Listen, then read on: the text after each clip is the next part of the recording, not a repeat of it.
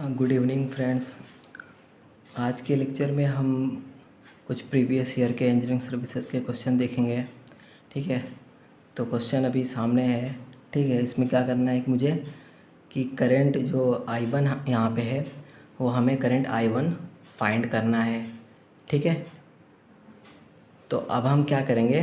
ठीक है, तो इसमें एक दो अप्रोच हो सकते हैं। एक तो क्या है कि नोडल एनालिसिस यूज़ कर सकते हैं। ठीक है, एक अप्रोच हो सकता है कि जो करंट इस तरफ से 5I1 आ रही है, ठीक है, और इस तरफ से I1 करंट आ रही है, ठीक है, दोनों का सम 10 ओम में जाएगा। ठीक है, तो इस तरीके से इस कॉन्सेप्ट से भी सॉल्व कर सकते हैं। तो हम दोनों तरीके से देखेंगे सॉल्व करना। ठीक है, तो पहला जो तरीका हम इस तरीके से देख लेते हैं। ठीक है, I1 इस तरफ से आ रही है, ठीक है, और 5I1 इधर से आ रही है, तो टोटल इसमें करंट कितनी जाएगी, I1 + 5I1 6I1 करंट इसमें जाएगी। ठीक है, अब हम क्या करेंगे, इसमें KVL लगा लेंगे। ठीक है, अब हम KVL लगाएंगे। ठीक है, अब क्या करेंगे, देखिए इधर साइन निगेटिव पॉजिटिव है। ठीक है, इस तरफ से हम अपना KVL शुरू कर रहे हैं। ठीक है, इस तरफ से हमने KVL शुरू किया। ठीक है, तो हमने जो उसका तरीका बताया अपने लेक्चर में कि जब भी हम करंट जिस तरफ से एंटर करेगी उस वाले साइन को हम पहले लिखेंगे। ठीक है, तो करंट इस तरफ निगेटिव से एंटर कर रही है, तो हमने सबसे पहले निगेटिव लिखा। ठीक है, जो भी वोल्टेज दिया हुआ है वो हम वोल्टेज लिखेंगे। ठीक है, उसके बाद करंट आ रही है इस रजिस्टर में। रजिस्टर कितना है, 2.5 है, 2.5 I1। ठीक है, उसके बाद करंट गई इस 10 ओम के रजिस्टर में। ठीक है, तो 10 ओम इंटू 6I1, ठीक है, टोटल इक्वल टू 0। ठीक है, अब यहाँ से हम देखेंगे। ठीक है, 250 इस तरफ लेके आएंगे और टोटल इसका सम करेंगे तो कितना आएगा, 62.5 I1 इक्वल टू कितना आया, 250। ठीक है, अब यहाँ 62.5 डिवाइड करेंगे तो I1 की वैल्यू कितनी आएगी, 250 डिवाइडेड बाई 62.5। यहाँ से हमें I1 की वैल्यू 4 एम्पियर मिल गई। ठीक है, अभी एक और हम तरीका देखेंगे नोडल से। ठीक है, नोडल हमें यूज़ करने के लिए हमें किसी नोड पे, ठीक है, एक वोल्टेज अज्यूम करना पड़ेगा। तो हमने यहाँ पे मान लीजिए V वोल्ट अज्यूम कर लिया। ठीक है, अब हमें इस नोडल पे नोडल एनालिसिस लगानी है। ठीक है, तो अब क्या करेंगे हम, ठीक है, 5I1 इधर करंट आ रही है। ठीक है, तो जब भी नोडल को अप्रोच कोई करंट कर रही हो तो वो निगेटिव लिखी जाती है, और नोडल से आउटवर्ड जा रही हो करंट तो उसको पॉजिटिव लिखते हैं। ठीक है, तो नोडल को अप्रोच कर रही है ये वाली करंट, तो -5 लिखेंगे, -5I1। ठीक है, उसके बाद यहाँ पे देखेंगे करंट कितनी है। करंट क्या होता है, V/R। R कितना है, 10 ओम है, तो V/10। ठीक है, उसके बाद प्लस, अब इसमें देखना है तो करंट निकालने के लिए क्या करेंगे, V/R करेंगे।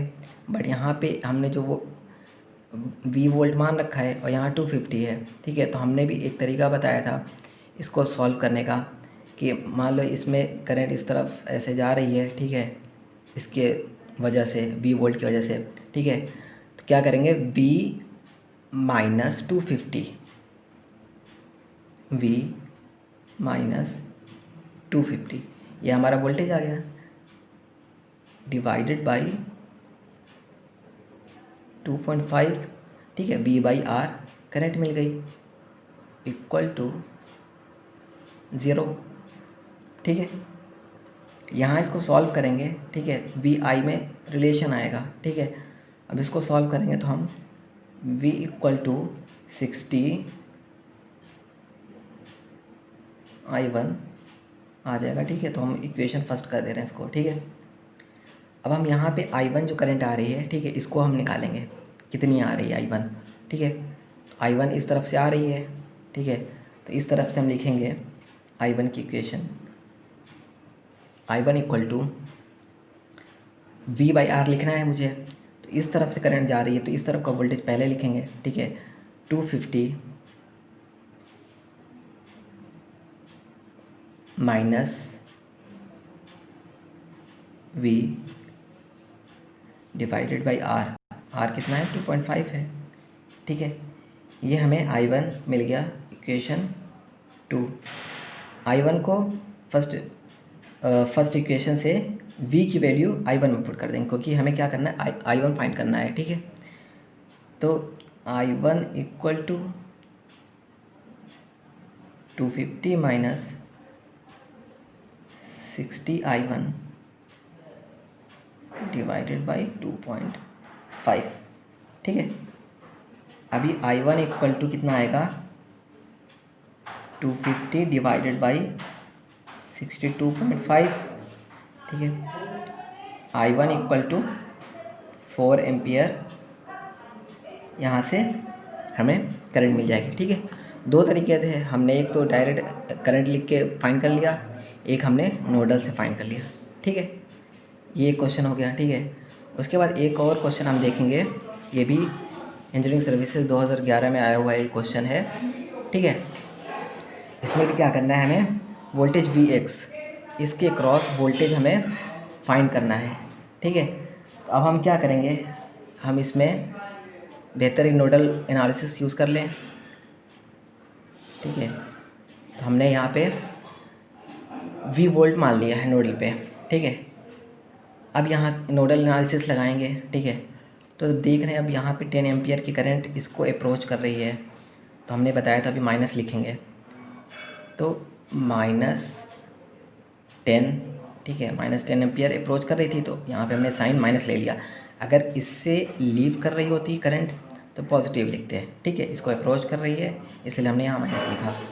ठीक है, उसके बाद प्लस। ठीक है, उसके बाद अब हम क्या करेंगे, V इसमें लिखेंगे करंट। ठीक है, V -40 डिवाइडेड बाई 5। ठीक है, I लिखना है। हमने क्या कर रखा है, मान लो हम नोड से, मान लो इस ऐसे करंट जा रही थी।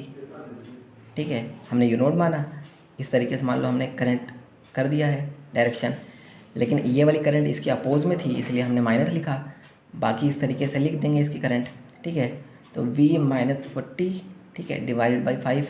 ये वाला मैंने अपोज करने वाला कॉन्सेप्ट एक लेक्चर में बता रखा है। ठीक है, कब अपोज करेगा यहाँ पे, कब सपोर्ट करेगा, ये सारा मैंने बता रखा है। ठीक है, तो ये हो गया प्लस, करंट इसमें लिखनी है। ठीक है, V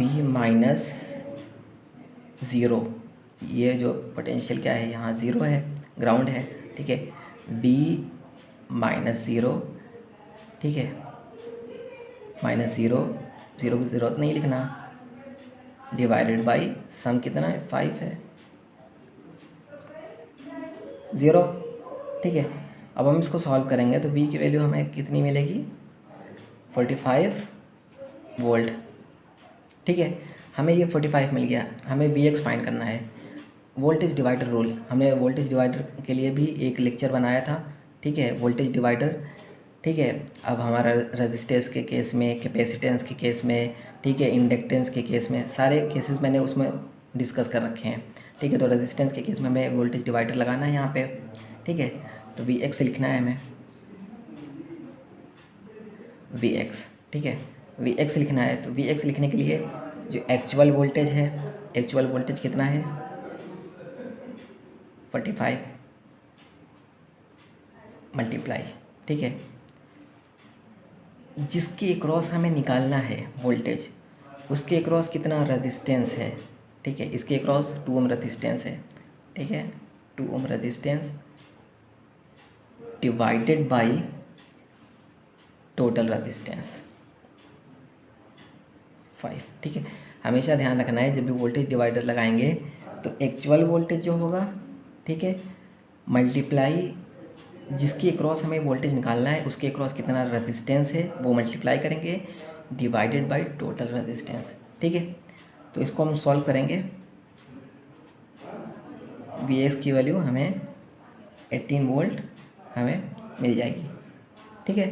तो हमने 2 क्वेश्चन देखे 2011 के ही, ठीक है, दोनों नोडल बेस्ड क्वेश्चन थे, ठीक है, आसान क्वेश्चन थे, बस है कि कॉन्सेप्ट आपको अगर पता है तो आसानी से आप सॉल्व कर सकते हैं, ठीक है।